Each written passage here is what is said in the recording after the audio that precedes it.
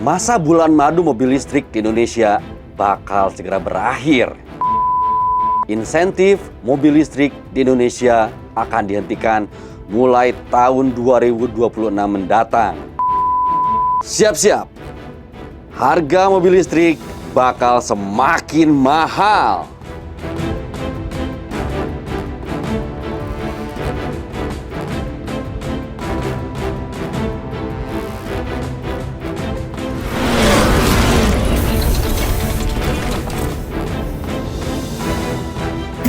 Users, pemerintah bakalan menyetop insentif mobil listrik mulai tahun depan. Nah, lebih tepatnya untuk mobil listrik yang masuk ke Indonesia secara CBU atau Completely Built Up. Insentif ini secara resmi akan berakhir pada tanggal 31 Desember 2025.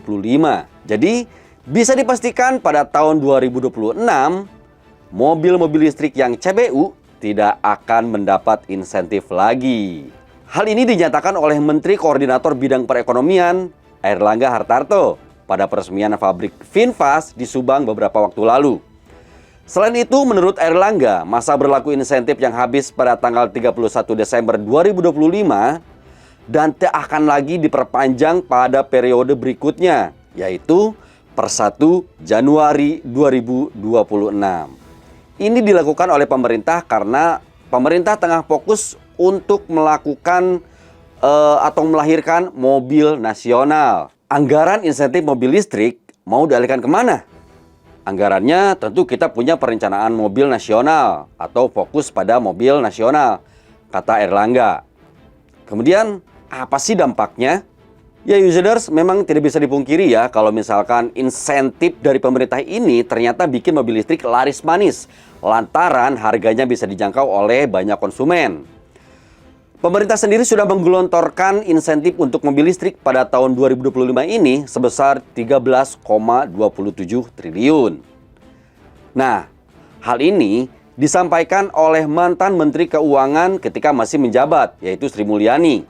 Sri Mulyani mengatakan bahwa pemerintah mengalokasikan pagu senilai 13,27 triliun ini untuk insentif pajak mobil listrik pada tahun 2025. Pagu ini digelontorkan untuk insentif PPN dan juga PPNBM. Dia juga menambahkan bahwa kebijakan insentif tersebut ditujukan untuk menggerakkan perekonomian dari kegiatan hilirisasi. Kebijakan ini lebih kepada transformasi ekonominya, menciptakan industri yang lebih banyak nilainya, ucap Sri Mulyani kala itu.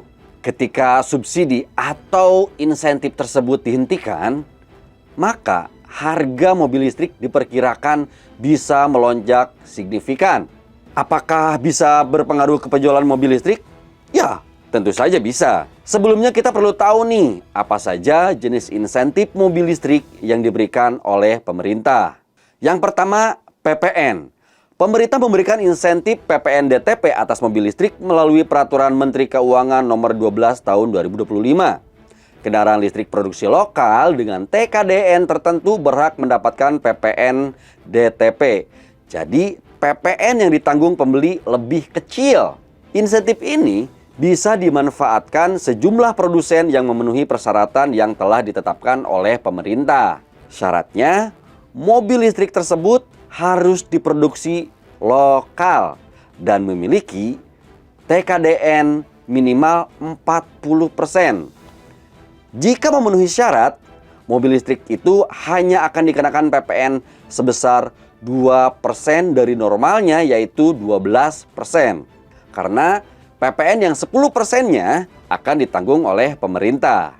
Alhasil, berkat insentif PPN tersebut, harga mobil listrik jadi lebih murah. Nah, diinformasikan bahwa per Januari tahun 2026 sampai Desember 2027 nih ya, manufaktur harus memperhatikan tingkat komponen dalam negeri atau TKDN lini kendaraan yang dipasarkan. Dari sebelumnya itu 40%, naik bertahap sampai ke 60%. Seluruh pabrikan penerima insentif wajib merakit lokal kendaraan sesuai dengan jumlah yang dipasarkan di dalam negeri selama tahun 2024. Nah, yang kedua nih, ada PPNBM.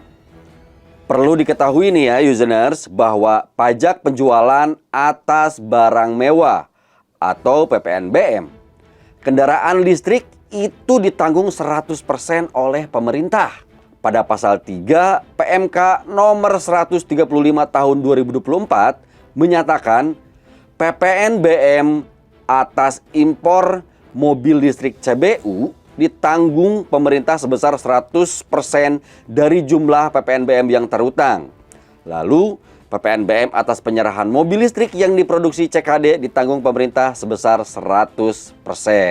PPNBM yang ditanggung pemerintah sebagaimana dimaksud pada ayat 1 dan ayat 2 diberikan untuk masa pajak Januari tahun 2025 sampai dengan masa pajak Desember tahun 2025.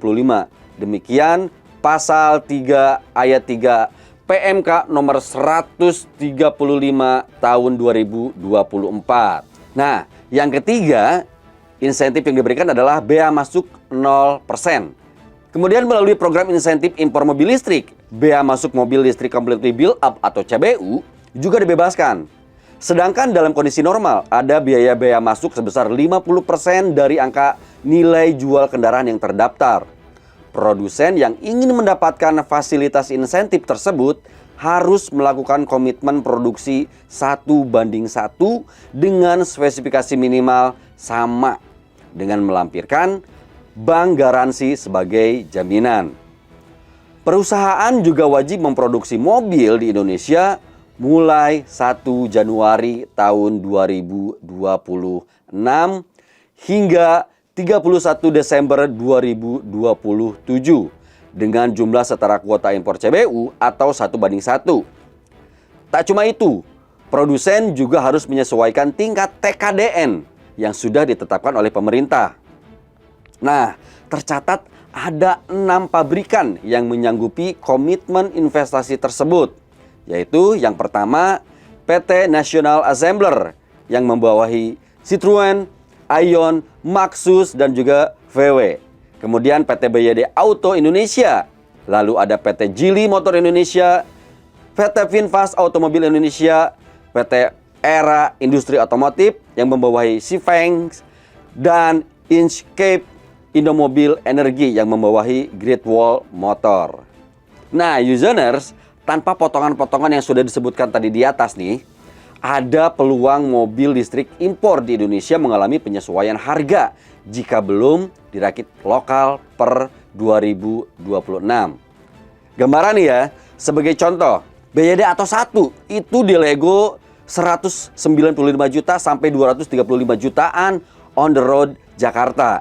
Sedangkan berdasarkan data yang tercatat di halaman Samsat PKB, kedua mobil ini memiliki nilai jual kendaraan bermotor atau NJKB yaitu sebesar 245 juta sampai 281 juta.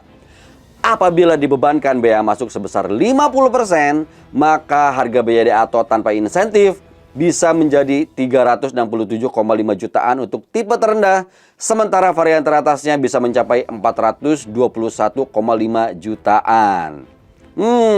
Ternyata berdampak ya. Nah, dampak berikutnya itu penjualan mobil listrik bisa saja goyang nih. Sementara ya, kita tahu bahwa banyak calon pembeli mobil listrik itu masih belum menjadikan kendaraan listrik itu menjadi kendaraan utama bagi mereka. Sehingga mereka masih sensitif terhadap harga. Nah, tanpa bantuan finansial atau insentif, daya tarik ekonomi dari kendaraan listrik itu menurun. Terutama jika biaya yang seharusnya dipangkas menjadi normal sesuai peraturan pemerintah. Seperti yang kita ketahui, insentif secara langsung mengurangi harga jual mobil listrik, membuatnya lebih terjangkau dan kompetitif untuk masyarakat. Selain itu, kekhawatiran lonjakan harga setelah insentif dihentikan akan membuat konsumen mobil listrik berpikir ulang untuk membeli mobil ramah lingkungan tersebut dan beralih kembali ke mobil bensin. Nah, users, hal ini tentu mendapat reaksi dari beberapa brand mobil listrik yang sudah hadir di Indonesia. Product Communication Manager Wuling Motors, yaitu Robertus Danang Wiratmoko, mengakui hal tersebut menjadi perhatian Wuling Indonesia. Wuling berharap ada kebijakan yang mampu menjaga perkembangan kendaraan ramah lingkungan di Indonesia. Harapan kami sih semoga insentif tetap dilanjutkan. Diperketat insentifnya boleh aja, tapi tidak nol banget. kami tahu pemerintah tengah memperketat pengeluaran. Itu tidak masalah. Tapi tetap adalah insentifnya, ucap Danang di sela sesi media dry pooling dari Yon. Sementara, menurut Presiden Direktur PT BYD Motor Indonesia, Igel Chow, perkembangan EV di Indonesia sangat luar biasa. Indonesia menjadi salah satu negara dengan perkembangan EV tercepat di Asia Tenggara, di mana dalam 2 tahun penjualan EV di Indonesia meningkat dari 2% ke 12%. Dan capaian ini tidak akan terjadi tanpa adanya dukungan dari pihak pemerintah Indonesia. BYD juga sangat berkomitmen dengan ekosistem EV di Indonesia. Itu mengapa kami akan mengoperasikan pabrik kami di Subang, Jawa Barat pada kuartal pertama tahun 2026. Dan pada 2026 tentunya kami membutuhkan dukungan lebih lanjut dari pemerintah terkait perpanjangan insentif untuk mobil listrik. Nah, users, dengan dihentikannya insentif untuk mobil listrik, kenaikan harga dan juga daya beli mobil listrik yang menurun bakalan menjadi dampak yang kemungkinan besar itu bisa terjadi. Tentunya, jika melihat besaran insentif yang digelontorkan oleh pemerintah pada tahun 2025 di mobil listrik ini, kebijakan pemberhentian insentif perlu dikaji ulang. Mengingat belum semua produsen mobil listrik membangun pabriknya di Indonesia. Nah, gimana menurut kalian? Silakan aja nih ya, komen-komen apakah insentif ini masih dibutuhkan atau tidak. Kira-kira kalian masih mau beli mobil listrik gak nih? Yuk, silakan aja kita diskusi, komen-komen di bawah. Dan jangan lupa juga untuk klik like, share, dan juga subscribe channel Brem by Yuzon Indonesia. Gue Yudi Nur pamit, bye!